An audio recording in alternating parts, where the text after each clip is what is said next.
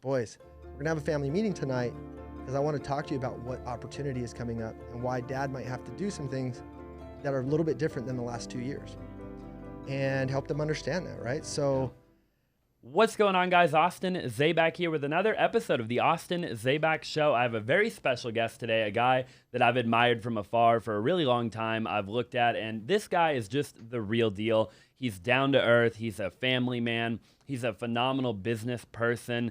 And he's just a serial entrepreneur that, to my knowledge, which we'll dive into more in a little while, got his start, at least later on in life, in the real estate investing world, real estate agent, but really just a real estate entrepreneur, a real estate connoisseur. I was actually looking up some of his numbers this morning. He's done about 500 transactions just on the MLS alone. And those are just the ones he's gotten credit for on the MLS, which if you're a real estate investor, then you know that a lot of deals you don't get credit for on the MLS. So again, just a guy that has just had massive success in his life and his career, and a guy by the name of Templeton Walker. And I'm excited to be here, man. I appreciate you coming on. Thank you, bro. It's been a while since I've done a pod, and when it was the opportunity to meet you and have a good conversation, I jumped at it. And that says a lot because I don't even work a lot anymore, let alone do podcasts.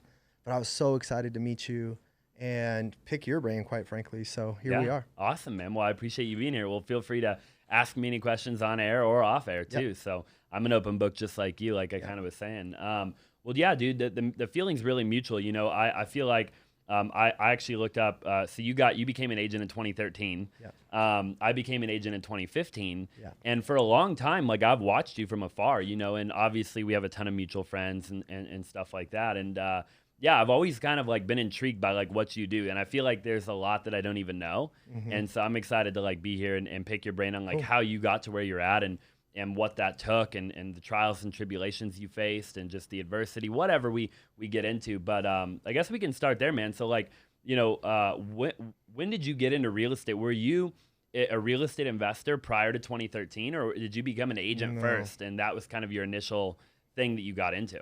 Dude, so I was like, I had 34 jobs. I'm like, wow. I didn't know I was an entrepreneur until I knew I was an entrepreneur. Mm-hmm. But I was like unemployable, not because I didn't work hard or I wasn't kind-hearted, but like I just couldn't suffer a fool's errand, Yeah. And I didn't realize I was just like a true visionary entrepreneur, but I didn't have a word for it then. So I kept trying to get jobs because that's what I was supposed to do. And I'd pretty much just ran out of options. I'm 25 at this point. I'd had a son at 18. I was playing college basketball. I'd had a scholarship. Found out I was going to have my son. So I have him super early. That puts a whole different spin on life. Give up my scholarship, and essentially from 19 to 25, those were those 34 jobs. Those were, quite frankly, I had a ton of potential. I'm from a small town. I was kind of like the guy, great athlete, charismatic, all these things. And I thought the world like owed me something. I thought the world was gonna like bring me something because I was special. Mm-hmm. And then you're 23, and then you're 24, and like, my habits were poor, and if I didn't have my son, dude, I was going out and I was partying, and I was all talk. Like, I was the idea guy. And then at 25, I was selling a multi-level marketing pill. And I called my aunt, who's a great realtor in Prescott, Cindy Lee Davies. And I said, Aunt Cindy, I got this pill. It's going to change your body. Like you have no idea. Like it's about to be amazing. Oh, podcast, terrible. Let me do this. Sorry. No, you're good. Let me put this on Do Not Disturb. I'm so sorry. You're totally fine. I did 80 episodes of a podcast once, and terrible. So anyway, I call Aunt Cindy. I'm like, hey, this pill's going to change your body. Like from a molecular level. Like, I don't know what the hell I'm talking about. I want to make $200. Right. And she's like, damn it, Temp. I'm paying for your real estate license. Because she's been telling me, like, your personality, the way I am. She's like, you're going to be great. I'm paying for it. You're going to pay me back on your first deal. I'm like, but you're going to buy the pill, right? Because I need this $200. Right. She's like, I'll buy the pill. So anyway, dude, I'm out of options. So I go to real estate school, and I took to it quick. And like, I think the year prior, I made like 25 grand the whole year. And I made like close to 25 grand like in my second month. And I was like, oh my goodness, I was just hooked. Right. So that's where I realized I was really smart and bright, but I had been taught the wrong things that didn't interest me. Like the moment I started learning about personal finance and money and personal development, my brain just lit up, right? I couldn't get enough of it. But if you were teaching me like, I don't know, like Shakespeare or some shit. I don't know if I can cuss, I'm sorry. But if you were teaching me that, like, it was not going to resonate. Like, it didn't hold me. So the moment I found out, so I'm an agent. I start playing that game. I came out the gates quickly. I think I sold like 4 or 5 million my first year. And this was like before the mega teams and like the huge numbers that people do. So to be a regular agent and sell like $5 million your first year was like pretty good. Sure. Templeton Group. So I start to get in the, who you surround yourself with really matters. So I get over to KW Realty Phoenix at that time that Brett Tanner owned and ran with Brian Gubernick. A guy named Amir Asani was the director there. Really good teams were starting to come out of there. Ben Arredondo was there, myself. There was just like, I was like, oh, I can see the model. Yeah. And I've always said R&D, like rip off and duplicate. Like I'll put my own hot sauce on it, but like I don't need to recreate the wheel here. I'm just going to do what he's doing, and I'm going to do it better, and I'm going to work harder. For sure. So I started that traditional team, and Templeton Group now, second year, I sell 30 million, and then I sell 50 million, I sell 80 million. And now I'm like 3 years down the road, 4 years down the road. This is 16, 17. I'm on stage. I'm the big realtor. I'm this young, I got $40 tattoos all over me. Yeah. Like I was like kind of an anomaly, but I had my own spice to it. But the truth was, I wasn't making that much money. Sure. As just a realtor. Like after splits, people think these team leaders are crushing. I was probably making a few $100,000 net, which was a good life. I mean, that was great. I was still developing personally and stuff, getting better habits. I'm sure you've ridden a certain roller coaster as well. Mm-hmm. And then I found investing, and I was like, how did they make 90 grand and I made 12? Right. And I'm thankful for my 12, but like they put their pants on the same way I do. They're a human being. If they can do it, I can do it. Right. So that's when I discovered, wholesaling, flipping. And then I got into that space really like 16, 17, and it's treated me really well for the last like 5 or 6 years. That's awesome. Yeah. And now, do you do as much retail as you do investing, present day? And do you still have that team that you're talking about? So I had Templeton Group that I rebranded to Slevin Group, and that still exists. So Shauna Slevin's the COO of my parent company. So I have a parent company, which is Templeton Walker PLLC, right? Okay. So that's me, one admin, COO, and then kind of a runner. So like that's the parent company. And what I've built off of each of those companies is a vertically integrated system. So you have traditional, which was Templeton Group, that still exists as Slevin Group. And we have about 20 realtors there. Okay. And Shauna runs that. Like if some of those agents walked by me, I wouldn't even know they work for me. Most of them, quite frankly. Then I have one of the main ways I make money is SoulPod, and that's with Miguel and Rodolfo, and we wholesale contracts. Yep. And I'd say we're one of the biggest and best wholesalers in town. Sure. I think last year we did like 257 files. This year, we'll see. I don't know. Things have slowed down this last little bit, but we're on pace for more potentially. More, yeah, over 400 and probably about 6 million in gross revenue. So awesome. Great company. Yeah. And so those guys run it. They're my the integrator. Well, I also I've flipped a lot of homes on my own. I've flipped over 100 homes on my own. And in this whole process, I've had 5 kids. Yeah. And being a great dad and husband is the most important thing to me. So I've brought on integrators or partners to do the work off of the opportunity I create. Mm. So I have this great wholesale company that gets to have these really deep contracts. Why am I not buying some of them? Mm. And then if I'm going to flip, why am I not flipping luxury where I can go make, we all know problems are problems. I was solving $40,000 problems. Yeah. Lately I solve $1 million problems. Sure. Same problem. Same problem. The stove's not working. Yeah, exactly. Yeah. Yep. It's a wolf, but it's not working. Yep. Right. And my drywaller didn't show up, and he has to drywall 10,000 square feet instead of 2. But drywall's drywall. It's a problem. Right. Mm-hmm. So I realized, hey, I have a great acumen for creating opportunity and leading people and creating that opportunity. So that's when I started 9 Summers with Jem Montero, and he's my partner in that. I was blessed to be in a position to have a lot of, similar to you, I have a lot of, I guess you would call it influence in the market. Yeah. So I get a lot of deal flow. Just personally in my own thing, I do 50 files a month in all my businesses. And then I can influence others to do similar things. So I was presented with the opportunity to have a joint venture in a title company. So then you have silo title. So now I have a title company. And there's a lot more layers, but those are kind of the main rungs. all vertically integrated. Yeah, Yep. the same lead can work for any of those. Sure. All of those files need paperwork. All of those files could potentially need to go traditional. That might be a better option for that homeowner. Yep. Or, a cash offer today or a creative finance offer might make more sense. Yeah. And if I do get it at a deep deal, why don't I sell that contract? I'm not going to cannibalize this company. The wholesale company is going to make what it's supposed to make. But if if there's meat on that bone and I have the ability to go flip that house, why not go make money again? Right. That's also another escrow. Yep. So I wised up in that degree, and I'm not the smartest cookie in the bunch, but like I know this, and I know I'm emotionally intelligent. I know people, and I know money. For sure. And that's what you have to know to be successful, right? And you hear a lot of people that say, hey, you don't have to be the smartest guy, but you got to hire people who are smart, right? Mm-hmm. I think Elon or somebody said one time, maybe it probably wasn't Elon, but they're like, I didn't go to Harvard, but I'll hire somebody who did, Yeah. And it's a famous quote. Somebody said it. Yeah. But I think it's really true, right? Where it's and you said it a minute ago, you're like, and I'm sure you've read the book like Rocket Fuel and stuff like that, but you've got the visionary and you have the integrator, right? Yeah. And the two roles couldn't be more distinct. I mean, it's like the visionary is like all the way on that end of the spectrum, and the integrator. You're a visionary. I'm a total visionary. Yeah. And similar to you, I can integrate. Like I'm capable of integrating. I could theoretically do any role in this entire office, all the way to video editing. Yeah. Right. However, I don't enjoy a lot of that. Number one, like I almost like hate it.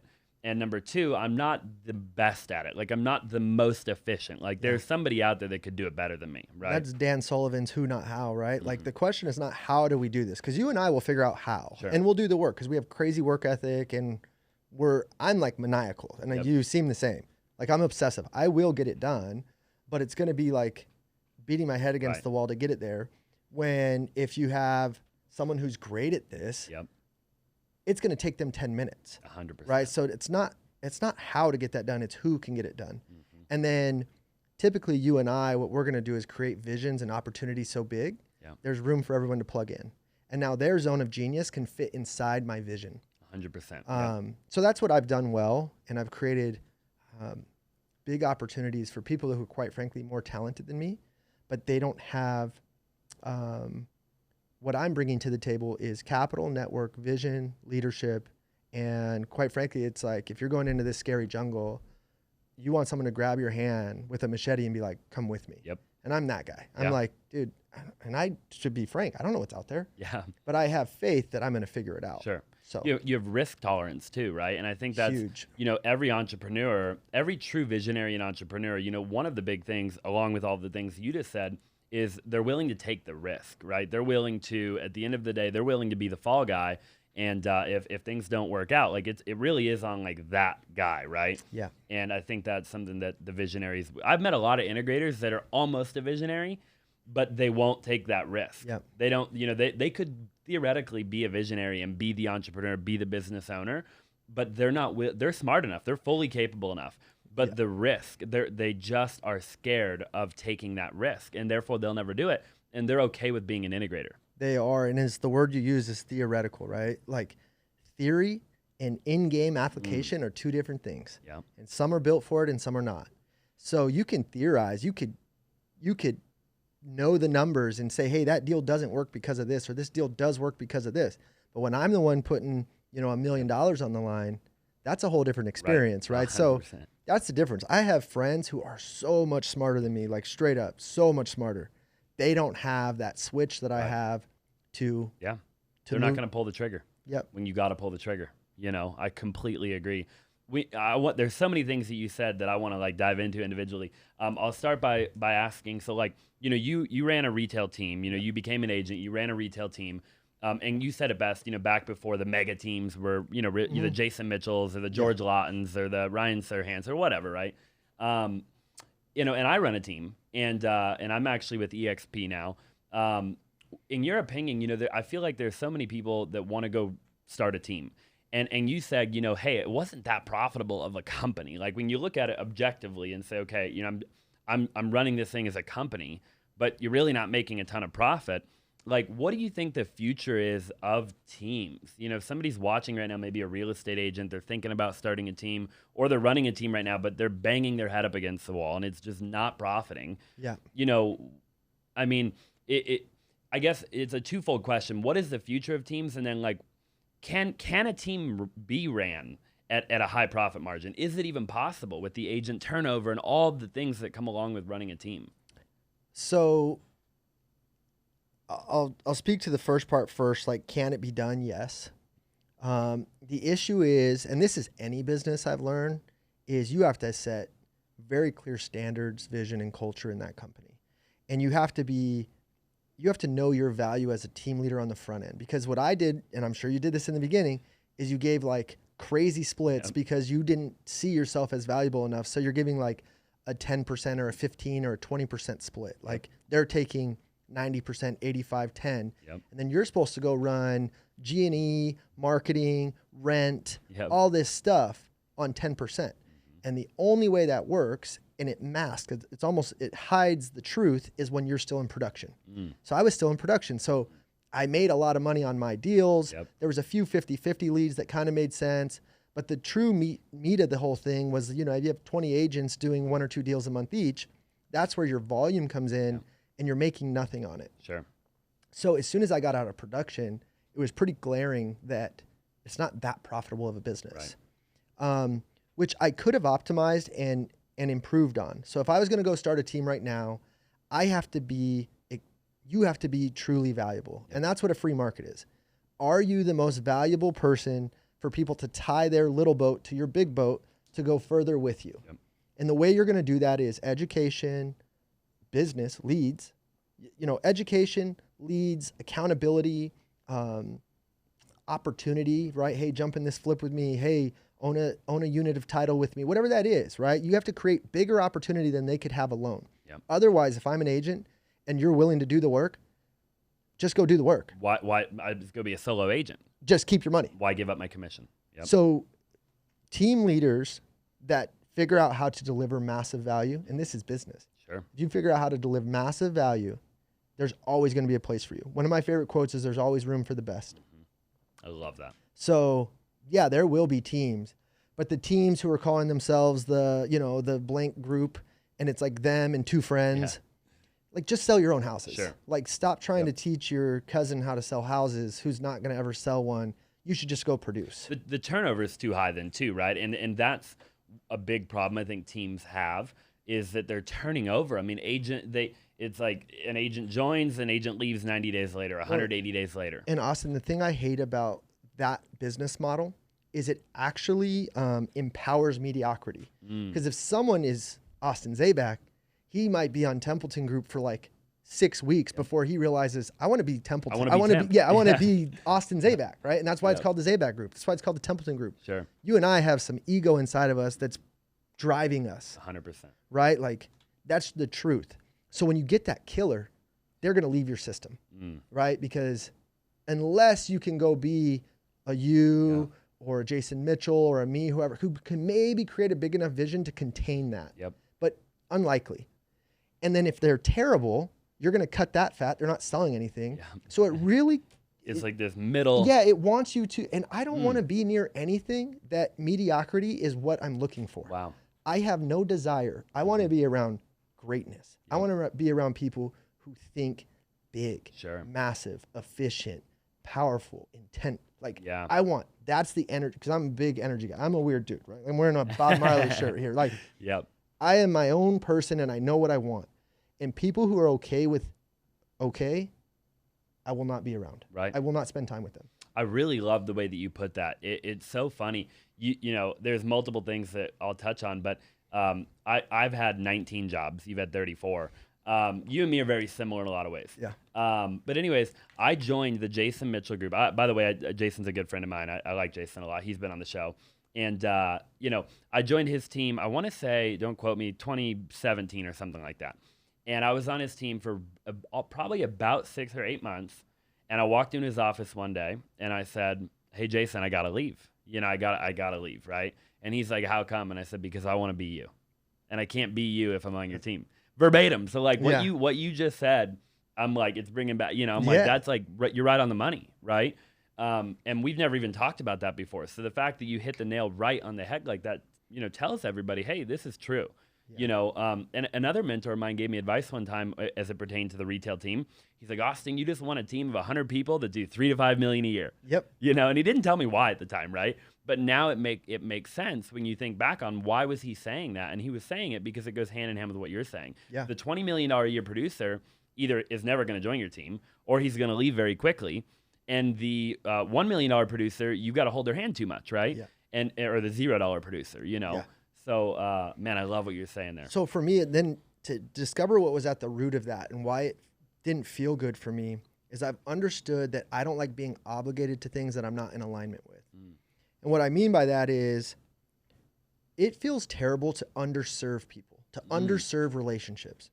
And guys like you and I, people are going to gravitate towards us and look for us to guide them, to hold their hand, and to pull them to their next level.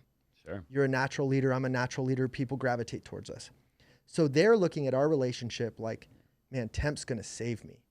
And I'm looking at them, and I mean this respectfully, but as another person in the system. So now how much I mean to them and how much they're expecting of me and what I'm willing to deliver on are misaligned. 100%. I am obligated to them, but I'm not in alignment with them. And I can feel that in my heart because I'm an emotional, sensitive guy. So when I'm underserving people and not giving them what they're hoping for, it feels terrible. I go to bed at night like, I know I should have done more, but I can't do more. I don't want to do it. Right. And I'm also the guy that will quit the job because I don't like it. So for me, what I decided to do with my traditional team, and I didn't mention, I also have white label with my partner, Cole Rep, because I'm selling these high-end homes, which you can't just like have your assistant put on the MLS. Like they really got to be sold. And Cole Rep is like a baby Ryan Serhant, and he wanted to go do all that work. So anyway, so I also have that traditional team that does quite a bit of volume because it's high-priced homes. Sure. Anyway, on Slevin Group and Templeton Group, I had to decide I am not going to be obligated to this anymore when I'm misaligned with it. And I felt so much better, Austin, the moment I sat down with every agent and I said, I love you. Yep. You're not going to see me anymore. I'm not going to help with anything. If you're going to stay here, this is going to be your split. Yep. You're going to have Shauna for all your questions, concerns, and she's going to help you navigate transactions. You're going to get photo sign and lockbox. You're going to get full transaction management, and you're going to have inventory to sit. Yep. That's what I'm going to provide.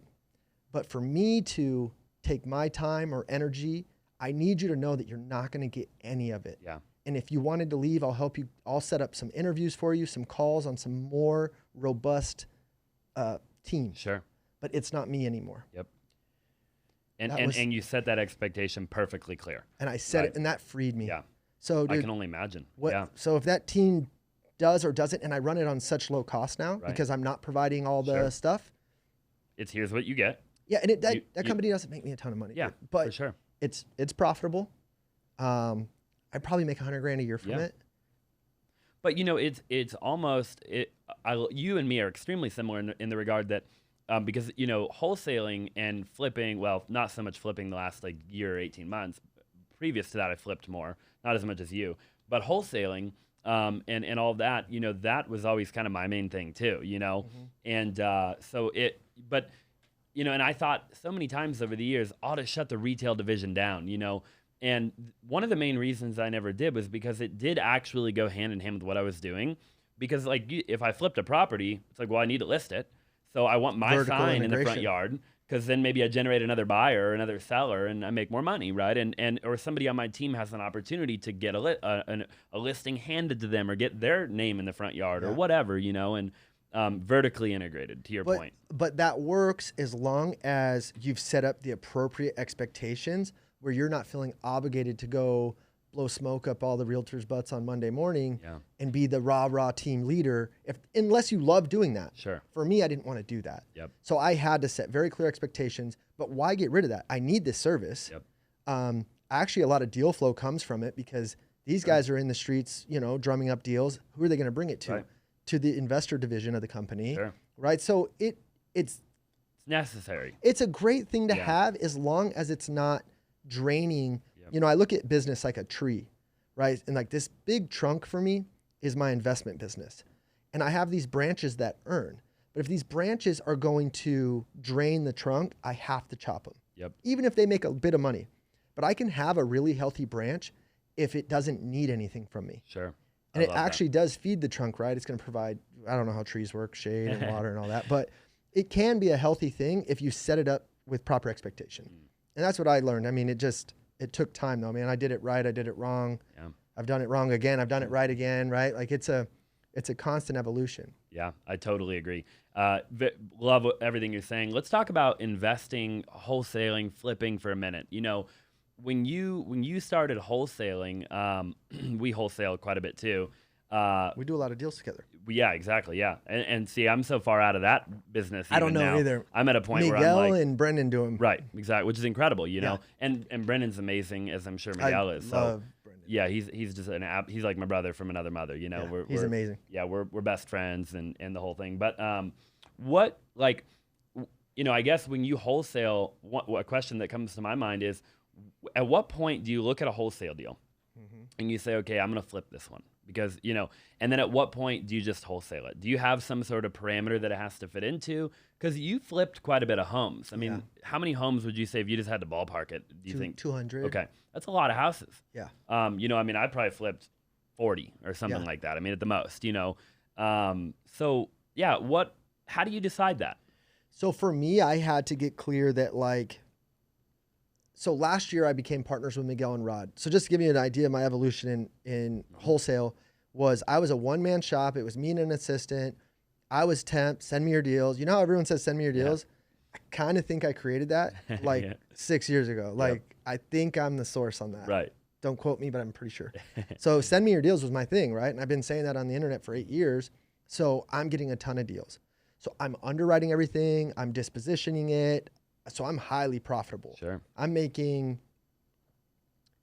500 to 800 grand a year on just that vertical. Yep. But it's all me. Right. Right. Which is, if you're willing to do that work, that's not a bad model, right? No, not at all. That was a great business. Especially if you enjoy it, you know. So I get to a spot in 2020 where I'm burnt, dude. I don't want to comp a deal. I don't want to look at a house. I just didn't want to. Yeah. And Miguel and Rodolfo had been kind of strategically, unbeknownst to me, trying to figure out how to like wiggle in my world. Right. So they're selling me deals, like leaving like meat on the bone. Like, and I'm like, God, I love these guys. Like they're like, Miguel says that we played one-on-one basketball and he let me win just to like eventually be my business partner, which is not true. Right. I smoked him. You're big at basketball too. We'll talk about that in a little while. No, like your boy can hoop. Yeah. I'm just going to call it what it is. So anyway, state 3-point champ, 2005. That's not a big deal. So anyway, these guys, they had not hit the threshold yet of like their financial thermostat on how to go make big money. Sure. But they had the work ethic. They had like the systems and the processes, all the stuff I wasn't going to scale out as a visionary. I needed to either hire an integrator or partner. Sure. So I knew I didn't want to wholesale anymore. I was so done. I was like, well, I might as well partner and see where this goes. And I set very clear expectations. I said, hey guys, I'm going to bring a wave of business. You're going to do all the work. Yep. Because I've had 2 new daughters in the last 19 months. Like I work 6 hours on Mondays. I do every company meeting and I maybe work a couple more hours throughout the week. Yeah. I'm working less than 10 hours a week right now. Right. I'm super balanced. My family's number one right now. That's the season of life I'm in. Sure. I actually am craving work and I want more of it, but that's where I'm at. Right. So I set it up in that way. So like, hey guys, you're going to do the actual work. You're going to work off this wave. But I let go of like a $800,000 a year stream and I gave up half of it. And then these dudes, they just went crazy, man. So last year, to get to the point of your question on the flipping or the wholesaling, we're wholesaling, we're buying Airbnbs, we're buying flips, and we make a beautiful mess. We make a couple $1 million. They like, but dude, we have like 32 projects in construction. 12 of them are going to be like Airbnbs, which were like, you know, everyone says like, yeah, I'm going to buy that as an Airbnb. And it's like, sure, bro. Just wait till like you have to refinance the debt and actually do it. Yeah. You're going to sell it off. But anyway, in that process, I realized I need you guys to be my wholesale partners. So I had to have a hard conversation. That's what we have to do as leaders. And I said, hey guys, I'm going to start a flipping company, but it's going to be me and a different integrator. And you guys are my wholesale partners. Yep. And yeah, that company naturally flips because we take stuff down and we still do a lot of flips, but it's like, it's more of the lipstick clean stuff where 9 Summers does like the high end. You know, I have a $7 million flip, a twos and threes and $1 million. mostly $1 million plus. And for me to do that successfully, I need a true partner and integrator over there who's Jem Montero. Right. So to answer your question, when it was like a beautiful mess over here, we didn't really, pretty much if no one bought the contract, we would flip it. Right. We'd be like, all right, well, it didn't sell, let's flip it. Yeah. And then if worst case it doesn't work, we'll rent it out, right? Like, dude, it was a mess. Here's what we've done. We've created like $3 million of equity in a year and a half. Our balance sheets are awesome. We've gone through a ton of pain stabilizing 12 assets, but we now own them. They're on fixed debt. So we've done a great thing, but it was a mess. And I realized that I needed a whole separate vertical for flipping that had its own underwriting system that wasn't getting stuck with the contracts that couldn't move, essentially. Because now I was just like creating a mountain out of a molehill of problems sometimes. Because I'm buying a house from Austin and I don't want to sever our relationship, so I'm going to close it, even though like the deal was not what I wanted. I'm sure you've had to do it. Oh yeah, a lot of times. Dude, I've bought like 50 homes like I didn't want. For sure. So long story short, that has to be the wholesale company's problem to solve. Yeah. And I will take on the houses I want to flip. So for me, wholesale, our underwrite, right now, I think we're moving into a market where old school wholesale is going to come back. The 5-pounders, the 10-pounders, the 15-pounders. We've all been super blessed to have the hedge funds in town, but you know, making $100,000 rips without touching a home is that's not going to happen anymore. No. So now it's going to come back to a traditional skill-based wholesale market, which I'm excited for. I love that. Because we are dang good at it. Get rid of all the people that don't know left from right. They're going to get out of the industry, you know, because they can't, they're not going to be, they don't have the work ethic to succeed in the market you're talking about. And it's better for the consumer too, because how many people lost their home to foreclosure because they tied up with the wrong person and they couldn't get it done? Sure. Right? So like, I believe in free markets and like, we're going to be the best. There's always room for the best. So that's what that company does. So now to answer your question, if I'm going to flip that or not, for the last 18 months when it was all SoulPod, the answer was we got stuck with it, so I flipped it. I love that answer. It's a bad answer, but it's the truth. It is the truth. Where now as 9 Summers, I want to go make double my cash outlay. And that's probably going to even get more aggressive with our market softening. Okay. So to give you an example on Sanoke, this is one of the ones I have in South Gilbert, Circle G. I bought it for 168. I'm going to put 300 into it. So I'll be into it for about 2. Okay. Cost of sale, let's call it 2.1. And I thought I could exit for about 2.6. 300 grand outlay, 600,000 profit. Sure. So that hit my metric. Yep. So you bought that, to clarify, you put 300 down to purchase the 1.6 I put 300 into renovation. 300 into renovation. Okay. Yeah. How did you acquire the asset, like logistically? Was it financed? Or did I you raise the money. capital? Hard money, okay. So I usually borrow hard money on the acquisition, a little bit of money down. So that's capital needed. I'm going to use that private lender for the acquisition. And then I usually self-fund my own capital or my partner's capital into the renovation. Got it. So any cash outlay. And then my favorite metric to measure on is cash on cash. Yep. So if I'm going to outlay 300 into that reno, hard money payments, maybe another 80 on that, and some down payment, I'm about 400 in. And that one penciled at about 600 in profit. It was enough for me to say, yeah, let's do that. Sure. Yep. What wholesalers don't understand, and they're about to learn, is everyone sends me their luxury deals now, right? Send me your deals. And they're like, Temp, this thing's fat. It has 150 a spread. I'm like, bro, that's not going to cover my carry costs. Sure. Like, that's not a deal. Yep. So when you flip luxury, you need a lot of room. Yep. You need a lot of room. And the blessing there is like, it's not, if you're going to make money, it's like how much. Yep. But we'll see if I'm right. I mean, dude, we're coming into a weird market right now, and I have 9 projects, upwards of $15 million. Yeah. You know, like agreed. Theory versus action. And on that subject, what are your thoughts on the market? I mean, we've obviously seen inventory go. I think I want to say, I looked at the MLS coming soon and active this morning was like 14,500. Don't quote me on that. You know, and I remember not very long ago, 90 days ago, you know, we were at, what, 3,500 or something like that? I mean, we got real low at one point. Deal Machine is one of the ways that we're able to drive around any neighborhood throughout the entire country and in real time figure out the contact information of the owner's property. It's how we organize everything and how we send our entire team out to drive for dollars. This is a phenomenal way if you're looking to get your first wholesale deal on a budget, or if you're doing multiple wholesale deals a month. I really do believe in Deal Machine, and we've gotten over 100 deals driving for dollars. If you want to go ahead and sign up for a 7-day free trial, just go ahead and go to www.topd4d.com and make sure to use the promo code Zaback. Now let's go ahead and get back to the show. We've almost tripled our inventory in 45 days. Mm-hmm. So we've skid. What are your thoughts on, are you worried? I mean, obviously you say in the wholesaling you're excited.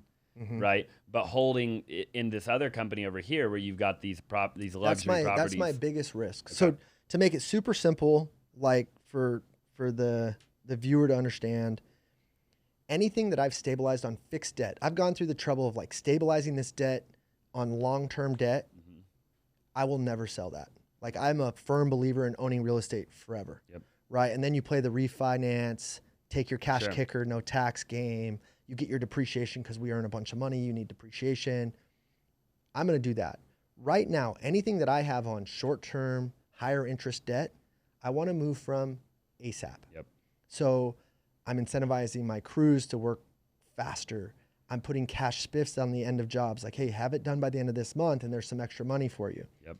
Right now, it's more important for me to exit risk than to make more money. Because I'm not in a spot anymore where I'm redlining for growth.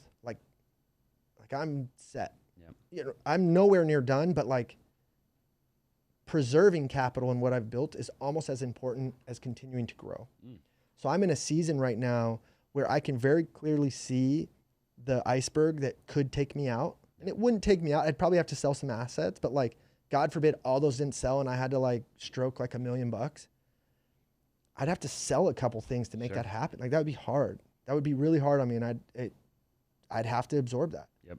So I don't think that happens. But I'm the guy, I want to prepare. Like, dude, I'm preparing right now like I'm going to get hit by that iceberg, and what would I do? And when I don't hit it, I will be glad I was wrong. But I am never going to be the guy that's like, we're not going to hit that. And then it hits us, and I'm blindsided. And now everything I've worked for starts to crumble. Yeah. Ray Dalio and Lewis Howes just did a podcast I was listening to, and Ray Dalio was talking about, he said anytime he makes an investment or really at any given time throughout that process, he says he always thinks about the worst case scenario. He's like, because I have to know what that will be, and can I survive that, right? And if you're willing to take the worst, you should do that. 100%. If you can absorb that and you're willing to do it, you should probably do that. Agreed. But if you're not willing to take the worst, but dude, coming up, you and I was making bets that I for sure couldn't cover. Yeah. But here's the difference. If we fell, we were going to skin our knee. We didn't have anything. Dude, I didn't have any. If I lost 20 grand, it was like my only 20 grand. I'll go make another 20 grand. Sure. Now if I fall, I'm maybe worth, I don't know, 5, 7, 10, who knows? Worth a decent amount of money. Yep. That's a bigger fall if that 100%. Crumbles, right? Not only that, but you've got the people relying on you. So that's the thing, right? And I have call it 150 people in my ecosystem that are they're trusting me to not go hit that iceberg. For sure. So even the people you're not talking to every day. Yeah, even those same people you sat down with in the meeting and said, hey, I'm not really going to be around. Just because you had that conversation doesn't mean they're still not relying on you. So, Austin, so I've been chilling. I'm pretty much been, I've structured it to where my partners do the work. And here I am today on your podcast. Call it fate that you hit me up, or maybe it was timing where I'm like, you know what? I might need to put the pedal back down to the metal a little bit here.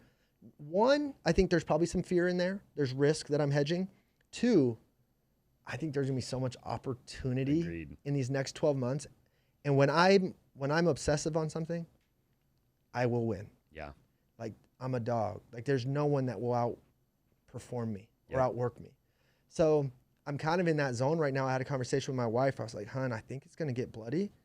And we can maybe 4 or 5x our net worth. Yeah. If I just go grind it out for if I like go work. Yeah. Like, and I know I'm not watching Coco Melon with you guys and chilling like this morning, but like the Ferrari's got to come out the garage. For sure. Yeah. Agreed. I like that, and I like that a lot. And I'd love to even touch on that a little bit. You know what? Like you see so many entrepreneurs. You said something a little while ago where you said, you know, in this season of my life, right? And I've been a big advocate, and I've preached seasons of life for a long time, right? I've told people like, look, every season will be different, and in every season, you know, I think Ed Milet talks about you've got these different areas of your life. You've got, you know, financially, spiritually, emotionally, physically, relationally, etc. And in any given season, like on a scale of 1 to 10 in every area, you know, you might be ranking an 8 in the family department, but a 4 in the business department. Yeah. And then you could keep going from there, you know, fitness and health Yeah. and all of that, right? And but it's just, in fact, that it's a season. It's not like your whole life is going to look like that. Well, Yeah. at least it shouldn't. So in your opinion, you know, and you see so many entrepreneurs, especially at like a higher level, struggle with family and kids and business, and this idea like, is there balance? Is there not balance? Like, how do I, you know, Yeah. what has been your approach thus far? Obviously, you're talking about maybe pivoting and going into a new season right now, right? And maybe, you know, putting a little bit more time into work again. But even just getting to where you're at, I mean, what's your kind of thoughts on balance? So I've thought a lot about this, right? And I think I've done it the best way I know how, and I think I've done it pretty good. So I'll explain. I think you have to look at time horizons further back. So I was out of balance for the first 5 years of my real estate career. And so my buckets go faith, family, health, friends and hobbies, and then money. Money used to be number one. Yep. We could be at dinner, me and my wife on Valentine's, and if like the Zillow lead called, Yep. I'd be like, honey, I love you, but I'm taking this. Yep. Like money, my actions around money trumped everything. Even though I said I was this or said I was that, I was obsessive. However, that I don't regret it, and here's why. It got me to a stabilization point where I'm financially free. You know, I can live on just my rental income, like not pie in the sky. Like I'm good. I don't have to go do anything. So that allowed me, but here's what most people do is they're on this hamster wheel, on this money wheel, and then they don't realize they're on it, and they get allured by dude, people thought I was the man, and they were like, man, Temp, can you come speak? And Temp, like the likes and the attention and this, I was able to see that for what it was, and I chose to jump off the wheel and say, no, thank you. I don't, because there's just always a bigger wheel. Yep. And I said, know what? I'm going to be patient, let what I built do what it does. I'm going to continue to have growth, but it's going to be a little bit more slower progressing. Because if I would have stayed at the speed I was, dude, who knows? Who knows? But I chose that, like, hey, money is going to be the fuel that fuels my faith, my family, my health, my friends and hobbies. And money is only the tool that I use. It is no longer going to own me. It owned my thoughts. Dude, quite frankly, the last 2 weeks with our market getting shifty is the most I've thought about money in 3 years. Yeah. So I've been thinking a lot about that. Like, why is that, Temp? And the glaring red flag is because I have real risk in the high-end properties. That's the truth of it. Yep. So we'll see how that plays out. I think that company is still going to go do very well. I'm going to go do very well on those deals. But in the event I don't, I want to be prepared. Sure. So here I am. I probably ratchet up from 10 hours a week to 25. Yep. When we talk about balance, I'll have a family meeting. I talk to my kids about money, assets, time. Like today, I worked Monday, right? And then today, I got home at like 11 just to pop by and say hi. And the boys were like, you worked 2 days in a row. And I was like, well, and I have one more thing I got to go do. And they were like, what? Like, what do you mean, Dad? Like, yeah. And I'm like, boys, we're going to have a family meeting tonight because I want to talk to you about what opportunity is coming up and why Dad might have to do some things that are a little bit different than the last 2 years and help them understand that, right? So I like that a lot. There's no... Do you think, what are the age ranges from your youngest to oldest? So I have my he'll be 16 in August. Okay. And he's with his mom most of the time because now he's in high school sports and stuff, which is like all encompassing. It didn't make sense for 50-50. So he's there most of the time, but he's amazing. And we have a great relationship. Then I have Noah, who's 11, baby Templeton, who's 6. We tried for Vivian. She was supposed to be our last. We wanted a little girl. We got Vivian. And then we had Irish twins. God bless us with Mara. No way. Wow. Yeah, I think first attempt back, bro, or something. That's incredible. Yeah. Come on. Well, congratulations on that. So I have 1, 6, 11, and 16. Gotcha. But let me circle back to this point because, dude, I'm like ADHD. So you're good. I'll go. Because I want to talk to you more about that, what you were saying too. So for 5 years, I was obsessed and I sacrificed everything to become financially free and I chose to jump off the wheel.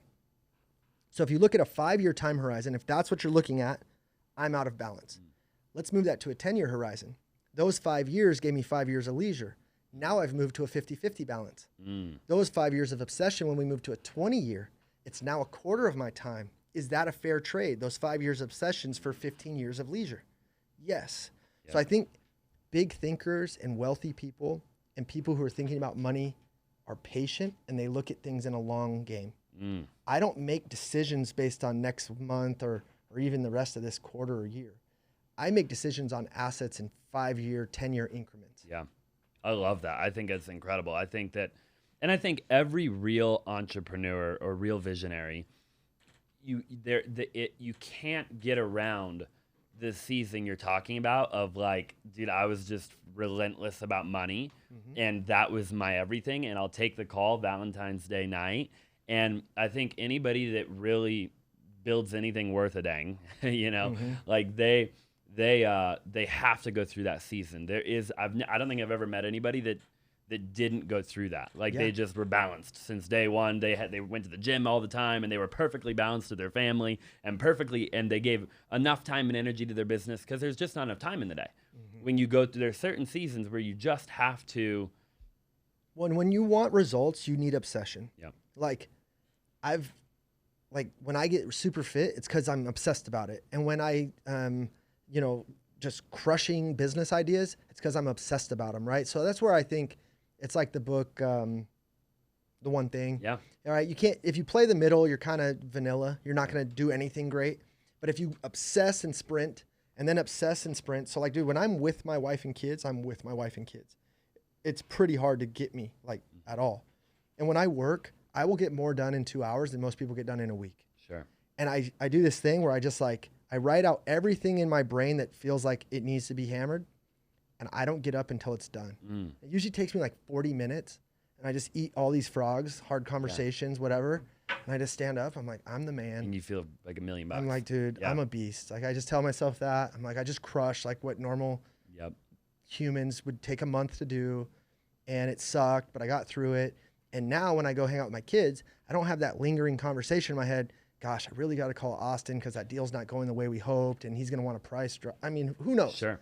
Those aren't in my head because I handled them. And I'm accountable and I lean in. My habits, dude,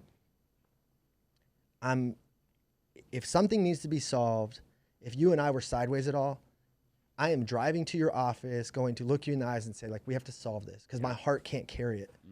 And it ruins my meditations. I meditate twice a day. And if something's lingering, you keep popping up in my brain and you're ruining my meditation. So I need to go solve this. And I had to have a conversation like that last week with someone I love and care about. We got sideways on something through a conduit of someone else who we needed to just speak. Yep.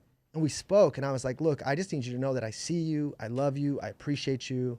And I was unaware of whatever happened, but it was in my ecosystem. So I take responsibility for it. And I need to tell you that I'm sorry.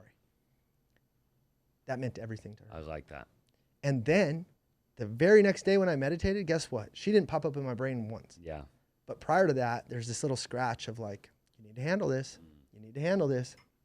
I love that. And I want to come back to that in a minute and talk about the heart, and the integrity. And not everybody, I don't think, possesses what you're talking about right now, I certainly do. Actually, it's funny you say all of that because I'm the same way, dude. Like, I can't sleep at night. If I get into an argument, even like my girlfriend, anything, dude, like I'm the kind of guy where I immediately want to fix it, right? Yeah. Unless there's literally no possible way. Like if God forbid, like I get into an argument and like I have to walk into this meeting and it's like, I can't cancel. Then obviously like it'll really make whatever I'm about to do like way more difficult, right? Because all I can think about. I carry it. Yeah. But really quick, and we'll come back. So, you talked about kind of zooming out objectively and looking at this trade-off and the balance and the seasons, right? Mm-hmm. How long have you been with your wife? 11 years. 11 years. So she was there then towards the We had beginning, nothing. right? Oh, yeah. Like, Obviously, it's easy to look back now in hindsight and say, okay, zoom out objectively. Now I know, 5 years for 20, right? But you didn't inherently know all of that back then, right? mm-hmm. Yet you were with, I would imagine at the time whenever she was your girlfriend, fiance, and then you got married. How did you preface that with her? Like, was she on board? I feel like a lot of people, they have significant others that aren't on board. They don't fully support their significant other, the guy or the gal that has the big dream or the big vision or the big goal. Mm-hmm. Was there something that you said to her, say, hey, baby, I got to do this for this amount of time. Here's why we're doing it. I mean, how did that all go about, and how did she handle that, and what did that look like? So that's a great question. And I think what people have to understand is you don't need to have, I didn't know it was going to be a 5-year season of sprinting for me. I just knew I was headed the right direction. And then I would chunk it down into bite-sized bites. Like, hey, we're low on money right now. I need to sprint for the next 90 days. Okay, and then I'd come up for air. I'd kind of look and be like, okay, that's my next best point of progress. I'm going to head towards that. And just like an airplane, right? Like, I didn't know exactly where I was headed. I knew I wanted to be financially free. I knew I wanted to have great habits and be self-developed. I knew I wanted to be a great husband and father. I knew I wanted to be those things, but I didn't know that this path would take me there. So there was sprints, there was falls, there was walks, there was jogs, there was sprints. And the number one thing I did with her is I communicated what I was about to enter. Like right now, this morning, I communicated with her. This was yesterday. Hun, I think I'm gonna sprint a little bit. And I need you to know, like, if my mind's a little wandering, or, because I talk to myself in the shower. They say that's a sign of genius. I'm just saying. Like, dude, I'm like in my brain all the time, right? Yep. So I was like, if you see me like that, I need you to know why. I've been transparent with you. The one thing that has me not nervous, but like the biggest risk I have right now is these big properties. Sure. So I'm thinking about those things, and I'm trying to mitigate all this. So I need you to understand that. And I'm about to enter a season of maybe, because dude, I've legit been like chilling, and like if there's seasons, I've been like on just dad mode. Yep. Right. And health has been super important. I'm in the gym twice a day. So like, that's what been my main priority for like this quarter was to do yoga every day. Yeah. Like that was my number one goal on like my life list. I love that. So just to give you a idea of like where I was thinking about. And I articulated that to her. And now I'm going to enter this sprint, and I think you just have to communicate it. And if you do that every time you throttle up or down, your partner can understand what's making you tick in that moment and how they can support you. And then just straight up ask the question, can you support me in this way? Can I support you in this way? And what I did is 5 years ago, I wasn't the man I am today. And in 5 years from now, I won't be the man I am right now. I'm going to develop. So I found out information and nuggets of how I wanted to conduct myself and live my life along the path. And I chose to receive new information that changed my direction. And I said, gosh, I don't think I want to be the wealthiest guy. I want to be the freest guy. How do I do that? I create cash flow. Gosh, I don't think I want to work 50 hours a week. How can I do that? Integrators, partners. Man, that's a great tidbit. Let me apply that to my life. Because dude, I could make a lot more money right now if I worked 50 hours a week and just kept all the companies. Yep. I didn't want to do that. I wanted to watch CoComelon. Right. I love that. Don't watch CoComelon. Has your wife always been supportive? Was there ever a time where she didn't understand, or it caused issues? I mean, is there anything? She's never not supported me when I clearly was able to articulate what I was about to go do. And then the other thing that I needed to solve personally was when I was younger, I had an issue with alcohol. And so when especially in our business, you go to the event, you go to the happy hour mixer. She didn't have faith on me to have 1 drink, 2 drinks, and then be home at 6, right? Because I'd be like, I'm dealing with this stress. You don't know what it feels like to be me. Like I'm crushing everything. Like I need this. I'm gonna tie one on tonight, right? And what I found out is I had a cycle in my life where every time I was about to elevate and become the next better version of myself, I would self-sabotage it with alcohol and like have like a bender. And then that gave me permission to act like a goofball, say sorry to everyone the next day, and I didn't have to go become my better self. Like I gave myself an out. So to answer your question about her was, if I told her, this is where I want to head, I want you to come with me, can we work together in pursuit of this? And my actions were in alignment, my habits were in alignment, and I'm not getting super drunk once a month. Like I'm not the guy who drinks every night, but like if I drink, I like want to party. Sure. And I had to understand that, like, look, that's not healthy. Yeah. Like I'm creating this cycle that's not taking me where I want to go, and it's hurting my wife. I wasn't doing anything like that would like end our marriage, but I was just disappearing from my responsibility. Sure. Totally understand. And that was hard, man. I had to like have an honest conversation with myself and be like, dude, are you going to fix this or what? So that was probably at like my late 20s or like 30 years old. I'm 34 now. Okay. And I had to solve that. Like I had to look in the mirror and be like, dude, like this is getting old. Sure. What was it? I love the fact that, you know, you say, hey, if you're doing the right thing, you have the right habits, and you can clearly articulate, you know, what it is, what season you're about to go into, maybe even why you need to go into that season, that your wife is 100% supportive. And I would say it's safe to probably assume most healthy relationships, right? Assuming you're with somebody that's healthy and, you know, would be totally on board with that, what you just said, right? I mean, if you can go to your partner and clearly articulate why you're about to do what you're about to do, and it is mutually beneficial for like the both of you and your future and like your family and all the things and the world, the community, whatever, then why wouldn't somebody in a healthy relationship be on board and be willing to support that? And then if they're not, I think you have to ask yourself and be willing to say, wow, we're out of, like, you might reach an impasse in certain relationships where you shouldn't be together. Agreed. Right. So like, and me and my wife, fortunately, have never reached a spot like that. We've always been able to get on board with our vision and make them align. But I think the biggest thing is like, you can't talk about it. The proof's in the pudding. Like, and I had to be the guy that I said I was, right? And I had to be the provider, and I had to have the quality habits, and I had to make sure she had the faith in me and the trust in me to handle myself. Like, dude, my wife knows there's nothing that will rock me away from her. Nothing.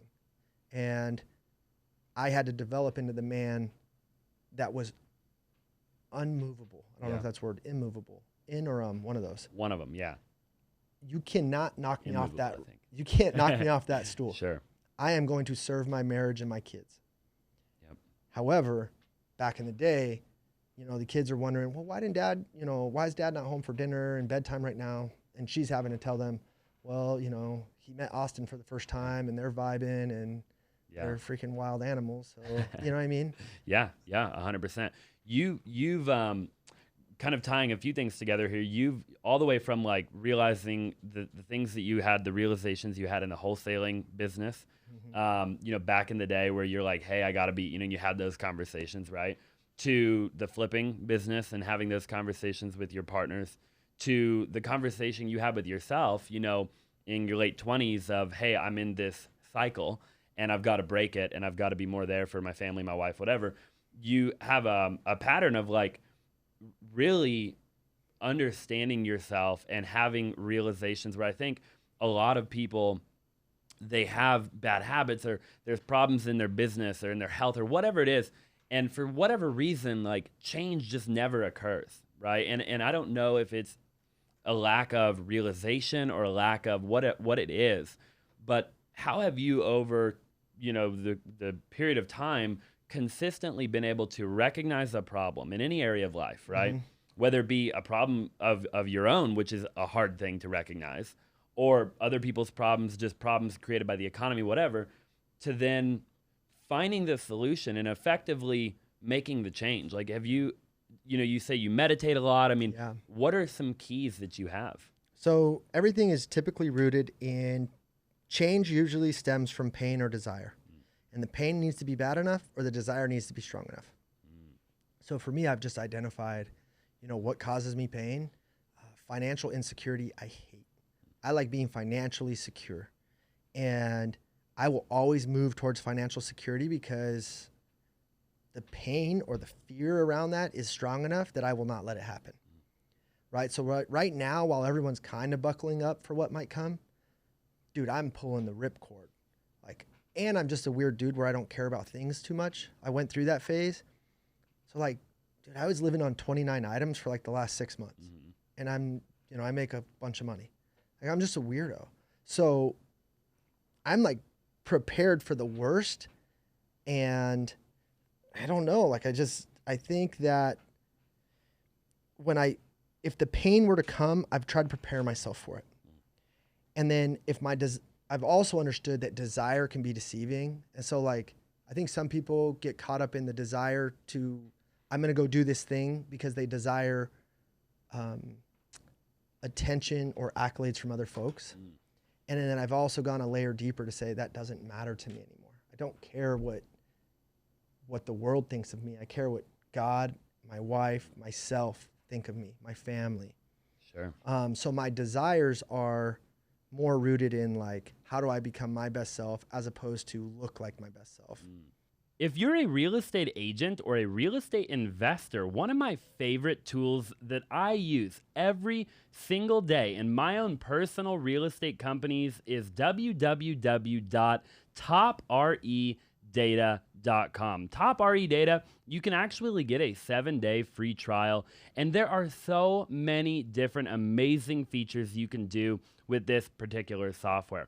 This is how we comp a lot of our properties. This is how we skip trace a lot of owners, how we get in touch with people, how we identify leads, do all kinds of different research on all the different properties.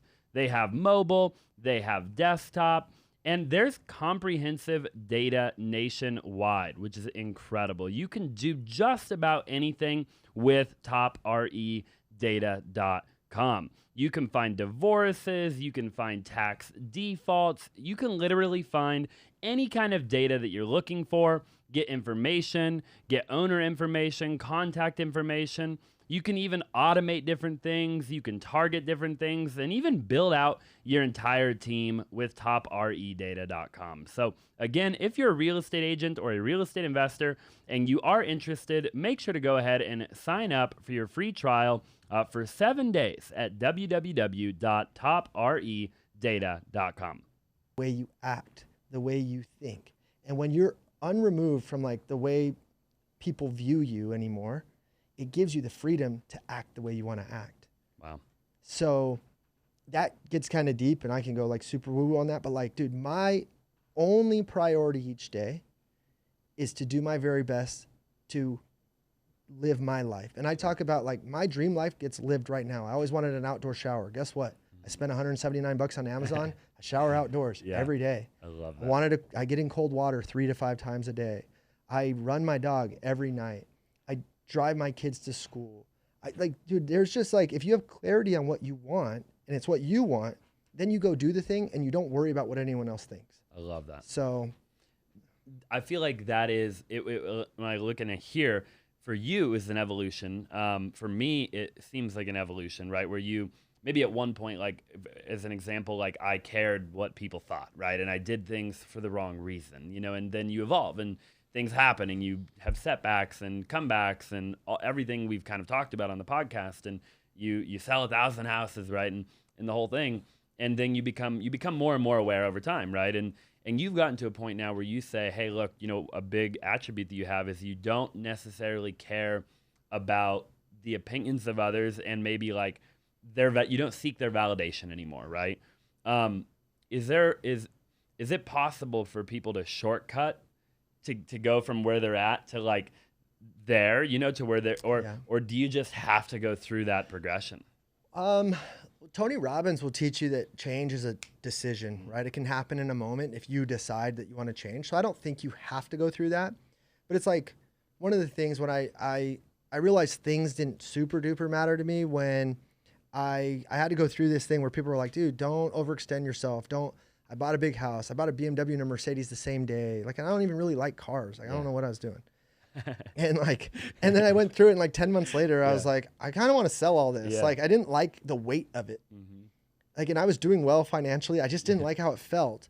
But like, what I think a lot of people are unwilling to do is that when I sold both my cars and my big house and I got into minimalism, which I was like hot on that for like a year. Yeah, it was a big thing. Yeah, like dude, I was like, I read this book called Goodbye Things. It just, dude, I'm obsessive. Yeah.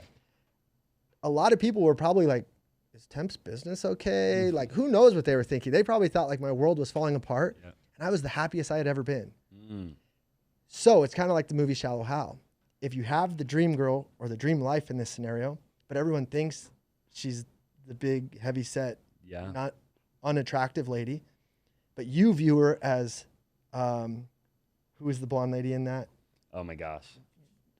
You know, she's in Iron Man. Yeah. You view her as that. You don't care what they think because you have the dream life. But the world saw me sell the BMW and the Mercedes and the house with the flames and the fire pit and the fire hot tub. And here's what's really cool. Whether they thought something or didn't think something, I have no idea because I don't care. Right. You didn't give it any energy. I genuinely didn't care. Where the difference was is I used to do or not do things predicated on the way other people might view it. And I've just worked hard to just be like, most people are worried about themselves. What I'm doing doesn't really matter to them, yes or no. All I can do is when I live in my authenticity and my truth, that's the most inspiring thing I can do. So, yeah, man, that story was to say that I think I had to go through that to realize that I didn't need the things. And if someone just told me that, which people did, it didn't sit. I had to kind of experience. So, Tony Robbins will tell you it's a decision, but like I had to go through that and like maybe it's different for everybody then, you know? And it just depends. I mean, I think personal growth, you've obviously done a lot of personal growth too. I can tell just by talking to you, right? I'm like you, I have a high level of emotional intelligence. You know, I can read people like a book. I've read a lot of books, you know. Dude, we crush books. Right. And, you know, maybe it is, you know, a lot of these principles, and this is why I love podcasting because I'm really curious. The fact that we get to air this and other people get to see it is just a bonus in my opinion, right? Like I'm like, you know, I love sitting down with other human beings because I learn so much about myself and about like the world and like just everything, you know? And but anyways, you know, a lot of times when I talk to people like you, it dawns on me, it's like, man, like everybody's on their own journey and we can take bits and pieces of other people's journey and golden nuggets and we can apply that on our journey. And man, I think that's just such a valuable thing. I have a question for you. I'm curious. We're here. We're talking. And I sure. agree with like social media. So I deleted mine for a year. I had like 20,000 followers, like real followers. It was like kind of a good thing. Send me your deals, right? Like that thing. And I became so exhausted by it that I like hard deleted it, which I found out was a bad idea because like I like did it to the way like you can't get it back. Right. Dumb. But I found myself like showing you my meditations and showing you my self-development because I wanted you to know that I was doing it as opposed to me wanting to just do it. I was almost doing it for the dopamine hit to tell you that I'm self-aware and evolved and different. And it was exhausting. So dude, I hit this hard delete and it's always a tug of war for me sometimes. Do you ever feel like why am I like, have you ever gone through that? Like where you like the downs of like, no one cares what I have to say.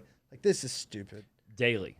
Dude, it's hard. Daily. Yeah. I mean, I'm like, this whole hour, however long we've been here is you remind me of me like in a really big way, you know, like we're very, very, very similar. It's almost like ridiculous, but, you know, yeah, totally, man. Almost every day I go through, if you actually just like look back at like my story, like, you know, your little highlight reels or whatever on like Instagram, you'll see, you can literally witness like the seasons of my life where like I'll go on a rampage and like, I'll type out like these like paragraphs and like, I'm like I want to motivating and inspiring, you know, and then I'll go like a month and you just don't see me. And really behind the scenes, it's what you're talking about, right? Where I'm on an emotional roller coaster and I think I've gotten a lot better at it though, as time has gone along. You seem like you're in a really good season right now from my vantage point. And here's what I always come back to is like two wealthy, abundant, and rich guys die, right? At the end of this story. And one of them, and they both have all these gifts and knowledge. One of them told no one, and it all goes with him. And one of them shared it wildly on podcasts and inspired and wrote the paragraphs and made an impact on the world. that seems like the guy I'd rather be. Yeah. But sometimes when you're in it and you're carrying the load of it and you start to, I'm human, right? You start to feel like, how does this get received and why is it getting received? It can be exhausting. I think I'm at a point, I totally agree. I started to transition probably 6 or 12 months ago when I really started to like feel the big transition in like my mindset about social media, right? And every platform and podcasting and Instagram and TikTok, the whole thing, right? Speaking engagements, whatever, you know. Because for a long time, it was very similar to like what you're saying, right? And then I finally got to a point where I literally, in the bottom of my heart, I care zero about what other people think and how they perceive anything that I post. And to the point where like I won't delete a comment. You can hate, you could put 100 comments on my post. Like I have people that now help me manage my stuff. And rule number 1 is we don't delete anything.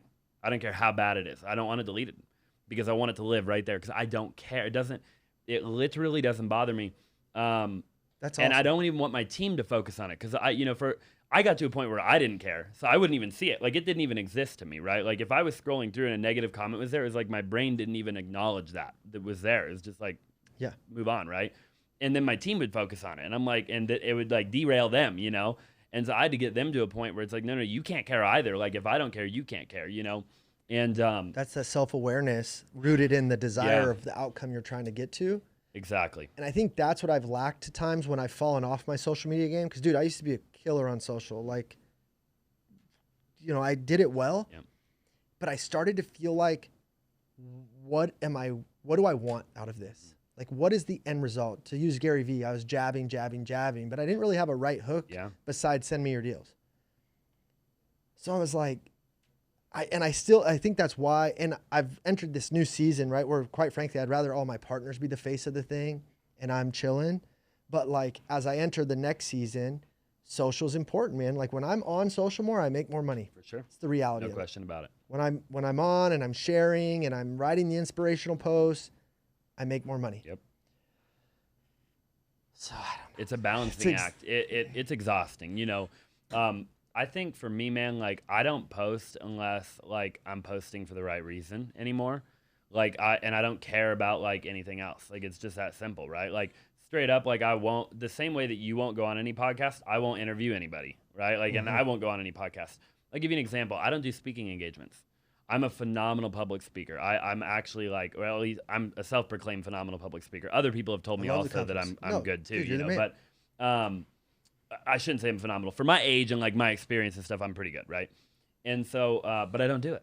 And I think the reason is because all the stages primarily that I get invited to speak on are like in this like wholesaling, Instagram, like friggin' what's the why behind right. it? And if you're not connected to it, that, and I got to a point, man, where like I was just disgusted with it. Like because I would sit there and I'm sharing the stage with a dude that I know for a fact is struggling to make his mortgage, and he's on stage. You know what I mean? Like, and I know like with complete certainty, right, that he should not be on stage, and there he is. And so I just got to a point, man, where it was also like fake, that I didn't want to be a part of it, you know? And so I got out of it, and I haven't sold a course in years. I haven't done mentorship. I get asked every second of the day, right? And I haven't spoke on stages, nothing, you know, like all my content's been jab like you. And I probably do need a hook at some point. And me and my team are working on a couple of hooks because it's a smart business decision, right? Yeah. Dude, there's a ton of revenue there. Yep. Dude, I love that you're like willing to say that, because I think about it all the time. And most people, they come on these things and they want to act like they have all the answers. Like I'm sitting here telling you like, hey, my biggest red flag right now is the multi-million-dollar properties I own, which I think are going to be fine. And I have a really good tight game plan for them. But that's a real risk. Yep. I struggle with social media of wanting to post and not post, and like, why am I posting? I just think too many people are just trying to like be what the world wants them to be instead of just being themselves, right? Totally agree. So I respect that you're able to, some people sit in your seat because you're still kind of, I would say, more in the thick of like being the persona and the face of everything, where I'm not. And there are real pools in your seat right now to say certain things and be certain things. And for you to be able to say like, this is my truth. this is who I want to be. And that's what's attractive. That's what brings people to you. It's when people are posting or carrying themselves in a way like that they're nothing wrong in their world. It's like, it's BS, man. It's BS. And I'm at a point where I would love to be more authentic on camera. Like, I'll tell people straight up, like, my struggles, just like you know what I mean? Because everybody's got them. And the people that pretend like they don't, it's just, I just can't even stand to be around that kind of person, you know? Because it's exhausting. The thing that helped me get to where I'm at many times was other people sharing what bothered them. Like, it was being able to relate to people. So if I can't relate to another human being, I really don't get much value out of that relationship, because it just seems like they're perfect, and I'm not. So I'm like, well, I don't know anything I don't know anything about being perfect, so we have nothing in common, you know? Like, you know, because I'm just like, I struggle, man. Like, we all do, you know, everybody struggles, and it's different, and seasons change, but you know, like for me, I spent the last 8 months not really going to the gym. The previous 8 months, I went to the gym every single day, like at the same time. Like, I was amazing, right? Right. And then I fell off, you know, and I'll talk about that. And when you're in the spotlight, it's hard to like admit that, right? Yeah. Like, dude, we're all humans, and we have solid habits, and then we fall off, and then, you know, you're posting something every day, you're in the gym, and then you don't post it, and then people are like, "What's up, man?" And it's like, the reality is, and I think you've landed there, and I've landed there, is like, I don't care. I'm gonna do what makes the most sense for me. I'm going to try to derive, you know, and deliver value into the world. And what comes back to me is going to be through energy, God, whatever people want to call it. Yeah. What I put out will find its way back to me. I love that. And that's all I can do. You can control the controllables. But, dude, we're coming into, like, weird times. We are. Really weird. Are you ready? Do you feel ready? 100%. Yeah, I do. do. What are you doing to prepare right now? Cash heavy, you know, mitigate risk, you know, make sure I button up any loans. Like, we have some rental properties and stuff, and I, like, you know, just want to make sure that I've got all those dialed in, everything looks good, you know, and we have the financings all in order and everything. You know, I mean, I think that there's a lot of money to be made in this season we're going into, like a lot of money to be made. That's why I'm back. Yeah, and I think that I'm just trying to strategically think of every outcome of that season and look at it. Like, man, like I look at, because I'm like you, I'm a visionary, so I live in the future, right? So I'm thinking about every possible outcome, the logistics behind, like, what do I got to build? What infrastructure do I have to lay? Who do I need to hire? Like, what moves do I need to make? Who do I need to fire? Like, what needs to happen to be ready? And I think a lot of it for me is just, you know, I think that we'll be able to acquire more property. My goal is eventually to own 1,000 rental properties. Like, straight up, that's one of my goals. I've had that for a long time, you know, and I look at a guy like Zachary Keeps, you know. We were texting last night. Yeah, you know, he's a good dude. I've had him on the podcast, and, you know, he owns, I don't know, 250 rentals or whatever he owns now, 270 or something like that. And I really admire that, right? Because he didn't really go, like, he doesn't have, like, a fund. Like, he didn't start a fund and raise a bunch of capital to do that. Where he owns, like, 2% of right. it all. Like, no, that dude. He went out and hustled for it, right? And he acquired a lot of that property in the last downturn, right? Yeah. And so I think that really gets me excited, you know, where I'm like, man, maybe I could do, if I did half of that, or a third or a fourth of that, you know, in the next downturn, that would be really cool, you know? Well, you're super talented. And when talent, what's the quote? When talent meets preparation, that's where greatness happens. Because just talent ain't going to get you there alone.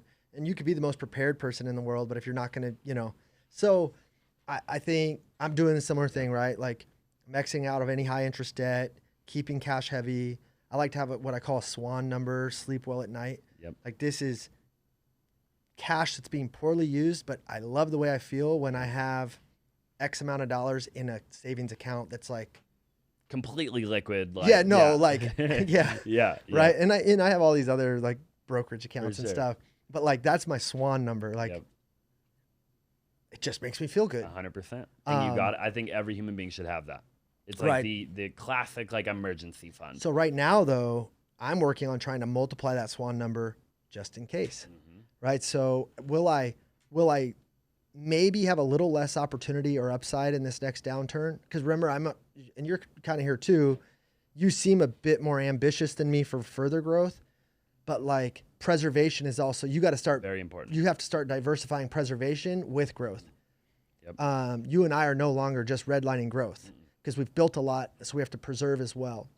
I'm probably working more on preservation than you with like some of your goals and ambitions you're saying. Yeah. Yeah. I mean, but I think it's just age and time, you know, like when How old I'm are you? 27. Oh, bro, So. first of all, 27, Yeah. that's when I got in the business Yeah. and dude, you're crushing. I appreciate that. Yeah. And I know, I was able to research your story and stuff, serial entrepreneur, and what you did so early, bro, is inspiring. Yeah. Yeah. Well, I grew up in I grew up in Gilbert, you know, I grew up with my With grandparents. your grandparents. Yeah. And so my grandpa showed me at a really young age, like 8 years old, like how to clean pools. And so then by like 8 or 9, I owned a pool company and I cleaned a bunch of pools in the neighborhood and I pulled a trailer around. It was like pretty legit, you know? And, but what was really cool, and I won't get into this at all, but you know, like I really like started growing up at a really young age because I really didn't have a ton of like, I never got grounded. I literally could do whatever I wanted, whenever I wanted from like age 9. Right. Mm-hmm. So, did you ever struggle with like bad habits or partying and all that stuff? 100%. How'd you break that cycle loop for people? Man, I think that. Did the pain get bad enough? Yeah, the pain got bad enough. For sure. The pain got bad enough. And I think the desire was great enough all at the same time. It was like so you had a huge storm. desire and the pain. What was did you have a cycle loop that you could? Oh yeah, for sure. Yeah, dude. I mean, well, first of all, very similar to you, I worked 19 jobs, you know, so never got fired. I quit every single job I've ever worked at my entire life. I've never been fired.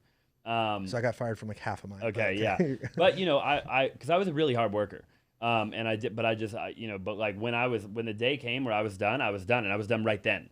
It was like, I'm out. Like I'm done right here, right now. I don't know that I ever gave my 2 weeks, like ever. Yeah. And I like, sorry, not sorry, I guess. Yeah. Like, you know, but yeah, dude, I think that like growing up, you know, then I got, of course, I having that autonomy, beer pong tournaments at 16 years old, you know, like you name it. And like my grandparents allowed it too. So it was kind of this perfect storm.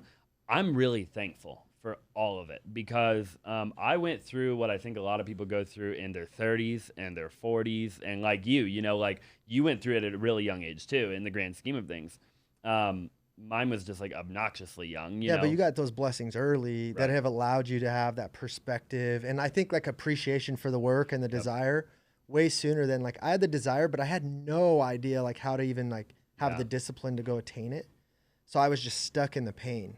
Yeah, and I think same here, you know. I think even for me, like I don't think I recognized that I was like a visionary at the time. You didn't even know what to call it. No, I had no idea. I'd never read the book, like nothing, you know. Yeah. And so, but I started doing a lot of personal development. I did multi-level marketing. I built 4 more multi-level marketing companies when I was like 17 years old, 17 to like 18 or 19. So you like started the company or like you? No, you I was like, just like you worked inside of it. Yeah, exactly. Yep. You built a business inside of it. Exactly. Yeah. And so I learned a lot there, you know. I mean, that my first company, you know, I was really blessed. I was like really close friends with like the founders of the company and like the highest like earners, and they were really good friends, like Bob Proctor and Les Brown and Eric Thomas and Tony. And so you got that self-development like early. See, that's such a blessing, and that's why proximity to who you want to become is important. And that podcast, I think, this podcast is really cool for you.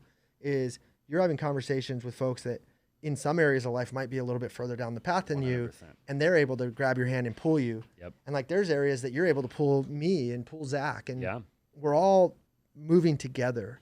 But Agreed. But you're spending your time and your brain power with people that are sharing ideas that inspire you, that excite you, and that you're interested in. My whole life. But like there is no.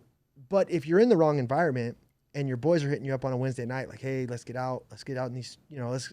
Been there, by the way. Yeah, and it's like. I don't even have anyone in my world anymore asking me that question. You have to get rid of them. I think you got to cut them out. When you asked like just now, like, hey, what did you do? I got rid of them all. You know, because I was that dude. There was a time in my life where I went to Old Town, I partied. Dude, I can't remember. It's been years and years and years since I've ever done any of that, you know. But there's been a time where I've done that, you know, on a Wednesday night, you know, on a Monday night, dude. Like, it, you know, I've been there. Getting bottle service on a Tuesday night, you know. Well, like $1,200 tab comes and, you know, your friends wrangle up like $180 and then you're like, all right, I guess I'll cover the other. Yep. Or they don't even pull out their wallet. It's just like everybody's. But then me, I think self-consciously, I wanted that attention and adoration of like being the man and, you know, like. It's like you want it, but then you're pissed off about it. Yeah. It's like, I secretly don't want you to pull out your wallet because I want you to defer to me because it gives me status. Yeah. And here I am freaking blacked out, standing 2 feet higher than everyone to feel like I'm important. Right. Like, yep. dude, society, Crazy, human bro. beings are weird. It is really weird. And now I'll like think about those days and I'm like, what? And like, it's almost like confusing. But it's maturity, dude. Like our brains weren't even like, Yeah. we weren't there yet. Like we're animals, right? Like, and we have to develop into who we become. And I bet when I'm 40 and you're 33, we're going to both look at this interview and be like, dude, we were so, like, we didn't know. So immature. Yeah, we like, didn't what know. the hell? Yeah. Look at that I stupid agree. Bob Marley shirt. I agree, man. I think you're 100% right. Because anybody that is committed to evolving will always, they're always going to evolve, right? They're never going to get to a place where they're like, I'm good. I don't need to read any more books or listen to more podcasts or like go to more masterminds or like work harder. Like I'm just going to chill for the rest of my life. Anybody that wants to evolve will continue to evolve, right? And so I think that, yeah, man, I'm a nobody. Like when I look at myself, like people are like, you've achieved so much. And I'm like really? Like, you know, I feel like I haven't, you know, like that's just the way my brain works, you know? I sometimes dilute my potency of how special I am because I have some imposter syndrome. Like I'll look at remarkable things I've done and I call them like, oh no. And I've learned to stop doing that. Wow. Because dude, I am special. I am a beast. Like to spend time with me or to get my time is massively impactful for the people that are around me. I love that. And I will not apologize for having a bright flame anymore. I used to dim my light because I didn't want other people to feel less being around me. I don't do that anymore. I'm the man. Because that reminds me of me quite a bit more than I would even like, you know, what was the evolution of that? I mean, like, how did you? So one, when you get around the right people, they're going to pour gasoline on that flame as opposed to fan it, or I guess that makes a bigger flame too, as opposed to stifle it. Yeah. Right? Like, so if you're around the right people, they're going to encourage you to continue to grow. When you're around people who want you to do well, but not quite as well as them, that's an environment that you need to be aware of and exit from. So I was just super critical of my surroundings, the people I was with, and then remember how we don't talk about what people, I don't care what anyone's thinking anymore. And that goes both ways. If you think I'm the most amazing guy ever or the worst guy ever, I'm not affected up or down. And my self-worth and belief comes from my heart and my mind. And when I give the guy on the street, $400 because it's in my wallet and no one knows about it, right? Or the countless people that I help in different ways, I do that because people do the right things when someone's watching. And this is just how I view it. I believe God is always watching. So my actions are going to get played back to me someday. And I want to be able to show up to that appointment and meeting with the big guy and be like, God, I really tried. Like I did my best. Right. And my best, this world got the best of me. And I shared my message and I was passionate and I was loving and I was caring and I was hardworking. And like as an athlete, I left every drop of sweat and blood on that court in this game of life.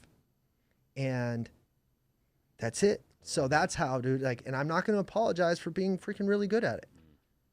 Yeah. Like, sorry, like I'm halfway handsome and a little bit funny. Imposter syndrome is a real thing for entrepreneurs. I've heard a lot of big entrepreneurs, the Ed Milet's, the whatever, talk about the imposter syndrome. I was just listening to a podcast the other day with Ed Milet, I believe, and I think it was Lewis House again, and he was talking about that, man. He was talking about he disqualifies himself, right? And man, it's crazy that people at that caliber are still they've obviously learned how to deal with that now, but they'll still talk about how that still creeps up if they're not careful. You want to know how it happens though too, Austin? Is one, when I meditate, I always get centered in gratitude. Dude, I am so thankful for the simple things. I'm thankful for my ability. Like, I know people always get corny, but like, dude, if we have breath in our lungs today, we should be thankful. And there's a gajillion other small blessings in my life that equal a really special life. So I'm so grateful for that. And whenever we're living always in the future, and this is, you have to be careful as a visionary on this, me as well, is as visionaries, we are always living in anxiety or anticipation of what's to come rather than being where our feet are in this moment. So yes, we can plan, yes, we can prepare, and yes, we can engage in the future and have this desire that we're chasing.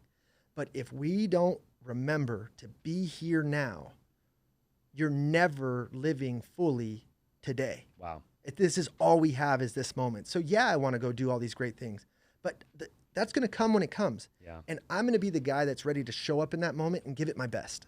But I'm not there yet. So to think about it or to labor over it or to have an anxiety or fear around it is, I literally can't change it. Wow. Same for the past. So Ram Dass, who is one of my favorite people ever, he's essentially like a yogi guru type guy. Ram Dass, he wrote a great book called Be Here Now. And that is, when I meditate, I focus on today. I love that. Because let me give you an exercise. Right now, our phone goes off for a dust storm. What if it goes off and goes like, you guys have an hour. Asteroid's headed this way. Dude, we're done. Yep. Like, we tried everything. Armageddon didn't work, like the movie. Like, you're toast in an hour. Right. What matters to you in that hour? What are you going to go do? Family. Probably. Family, I mean, that's significant others, family, friends. I am going to immediately rush out of here. Yep. I am going to work the phone my whole 30-minute drive home. Yep. Call every person that I love. I'm going to make amends for anything that I need amends. I'm going to tell every person I love them. I am going to encourage everyone to be brave in the face of this, and there's something after this. And I'm going to get home to my wife and kids and just kiss every inch of their body and love them. 100%. So why in the world am I not doing that today? Wow. So I do that. Yeah. So Heck that's of a way to look at it. So just be careful, because dude, I love you remind me of me so much. Like, it's crazy. There was times that I was there, but I wasn't there. Yeah. I have felt like that at times. And I have worked a lot on that. I got to get better at it, though. But there's always improvement. I could get better at it. Yeah, I probably do need to get better. And a lot of people listening, there's a lot of people in the world that need to get better. Almost everybody probably needs to get better, right? But yeah, man, I do need to get a little bit better. And it's tough. It's a tough thing, Dude, right? But you're obsessive. You have desire. You're ambitious, Yeah. which is awesome. That's why you're going to become who you become. But don't forget to be who you are. I love that. I love today. that. Dude, I love that, man. And it's almost a mic drop. I almost hate to even ask you another question after that. So I'll ask you one more, because I know we're getting a little bit long here. If you man, like if you we'll have to do another podcast eventually, because I feel like we could do like a version 2 and so we'll definitely do that. If you're watching and listening, stay tuned for version 2 eventually, or episode 2. Man, if you were to leave one piece of advice, like if let's say to play into what you were just saying, and it might be what you just told me, by the way. You might have already answered this question, but if you knew like you had an hour left to live, and let's just say in this hypothetical situation, it was just you that had an hour, right? But everybody else lived on, and you could only share, for whatever reason, hypothetically, you could share one thing, like one piece of advice, like with the world to take and to know you by, or that would benefit them in their future. Just a piece of advice. Like if you were to give a younger version of yourself that advice, what would that be? It could be related to anything. So first and foremost, it would be that love is always the answer. 1,000,000%. Resentment, jealousy, anger, frustration are only chains that are going to bury you. So but you get to choose to carry them. So I choose love in all things. If it is not that, it does not get my energy. I'm human. I have moments, but then I practice this, and I get into my meditation and I go, let it go, Temp. Let it go. So you get to choose the way you feel in this world. You get to choose to be joyful. You get to choose to see that glass half full. Perception is the greatest gift that we've been given. You can perceive anything that happens to you as a gift or you could be a victim. So I choose love. I choose to always trying to find the positive perspective in things. And then I also wish, when I was a kid and they said anything is possible, I don't know what that is. When they said anything is possible, I didn't believe it. I was like, no, it's not. Like, I'm going to get a job and like live a regular life. And now, dude, anything is possible. Wow. Anything is possible. So if you actually believe that, you get rooted in love, you always choose to find the positive perspective in things, you're probably going to live a pretty special life. That's awesome. Well, that's a mic drop right there. Ladies and gentlemen, if you're watching on YouTube, definitely subscribe if you haven't already. Comment down below if you have any questions. I'll put all of Templeton's information down below, so you can reach out to him, get a hold of him if you feel like it. Temp, I appreciate you being here, brother, and I loved talking to you, getting to know you a little bit better, and we'll definitely have to do episode 2 later on because I know people are going to love this episode and they're going to want more. So thank you, for brother. sure have to do that. Thank you for having me. I appreciate you being here. Appreciate you.